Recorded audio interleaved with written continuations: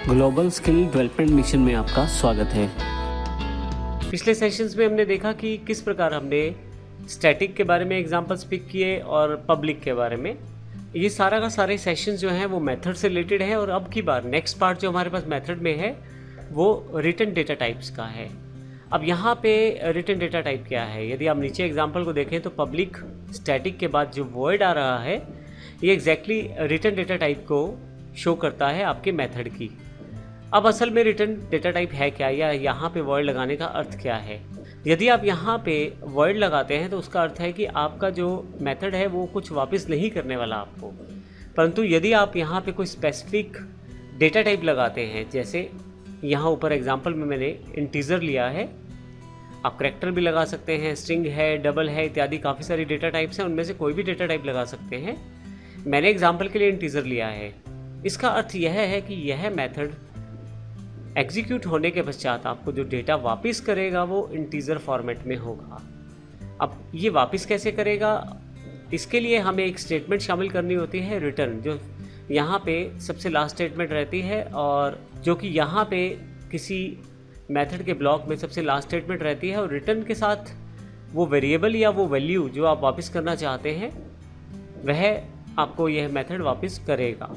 अब यहाँ आपके पास दो सबसे इम्पोर्टेंट पॉइंट हैं। सबसे पहले यदि आपको रिटर्न डेटा टाइप डिफाइन करनी है तो आप स्टैटिक के पश्चात यहाँ कर सकते हैं, जैसे मैंने यहाँ इंटीजर की है। और जब आप किसी डेटा टाइप को यहाँ स्पेसिफाई करते हैं तो उसका अर्थ है यह जो मेथड जब एग्जीक्यूट होगा तो कुछ डेटा आपको वापस करेगा, वह डेटा इसी डेटा टाइप का होना चाहिए। यहाँ पे एग्जाम्पल के लिए इंटीजर डेटा टाइप का होना चाहिए। अब कुछ कैलकुलेशन की है हमने इस मेथड के अंतर्गत। फाइनली कुछ डेटा को रिटर्न करने के लिए रिटर्न कीवर्ड का प्रयोग किया है। इसके साथ उसी टाइप का डेटा है जो डेटा टाइप हमने ऊपर लगाई है, टोटल है, वो भी एक इंटीजर डेटा टाइप का ही डेटा है। तो फाइनली आपके पास ये जो डेटा है ये वापस जाएगा, जहाँ पे इस फंक्शन को कॉल किया जाएगा वहाँ पे आप इसको किसी वेरिएबल में भी स्टोर कर सकते हैं। अब यहाँ पे दो पॉइंट ध्यान रखिएगा, आप चाहें तो यहाँ पे डेटा टाइप डिफाइन कर सकते हैं, उसी टाइप का डेटा रिटर्न वापस करेगा और यूज़ करेगा यहाँ पे। लेकिन अगर आप डेटा वापस नहीं भेजना चाहते तो ऐसे केस में आप वॉइड का इस्तेमाल करेंगे। वॉइड भी एक रिटर्न डेटा टाइप है, लेकिन यह किसी भी प्रकार का डेटा वापस नहीं करती। और एक और इम्पोर्टेंट पॉइंट, यदि आपने ऊपर डिफाइन किया है किसी डेटा टाइप को तो नीचे रिटर्न का प्रयोग करना ज़रूरी है। इसका अर्थ यह है कि यदि आप यहाँ इंटीजर लगा दें और नीचे रिटर्न ना लगाएं तो फिर आपके पास कुछ एरर रहेगा आपके एग्जाम्पल में। तो आइए इसको प्रैक्टिकली समझते हैं रिटर्न एग्जाम्पल डॉट जावा से। अब यहाँ मैंने पहले से ही रिटर्न एग्जाम्पल डॉट जावा को ओपन कर लिया है। जैसे मैं आपको पहले भी बता चुका हूँ कि ये सभी एग्जाम्पल फाइल्स आपके पास डीवीडी में अवेलेबल हैं, परंतु मान लीजिए किसी कारण से डीवीडी में अवेलेबिलिटी नहीं हो पाई है तो आप इसे हमारी वेबसाइट पर जाकर भी डाउनलोड कर सकते हैं। इसके लिए आप smartosystems.in की वेबसाइट पर जा सकते हैं या ISST वर्ड के डाउनलोड सेक्शन से भी डाउनलोड कर सकते हैं www.issstworld.com। तो आइए देखते हैं किस प्रकार से हम इसको एग्जाम्पल को प्रयोग कर पाएंगे। सबसे पहले देखें तो मैंने क्लास डिफाइन की है जिसका नाम है रिटर्न एग्जाम्पल। इसमें हमने एक टोटल वेरिएबल लिया है। अब हमने यहाँ पे दो मेथड लिए हैं। सबसे पहला पब्लिक वॉइड शो सम, जो कि सिंपल मेथड है जो वॉइड डेटा टाइप को प्रयोग करता है, यानी कि यह कुछ भी रिटर्न नहीं करेगा। और दूसरा हमने यहाँ पे एक मेथड लिया है पब्लिक इंटीजर शो टोटल। अब इंटीजर शो टोटल है, यह इंटीजर कीवर्ड लगाया है तो कुछ इंटीजर हमें वापस करेगा। इसके लिए हमने रिटर्न कीवर्ड का प्रयोग भी किया है और उसके साथ एक वेरिएबल जो कि रिटर्न डेटा टाइप का है। अभी हमने पैरामीटर डिस्कस नहीं किए हैं, लेकिन अभी नेक्स्ट सेशन में करेंगे। दो वेरिएबल हमने इन ब्रैकेट्स के बीच में रखे हैं जो वैल्यू एक्सेप्ट करते हैं। तो यहाँ पे शो सम और शो टोटल दो वेरिएबल हैं।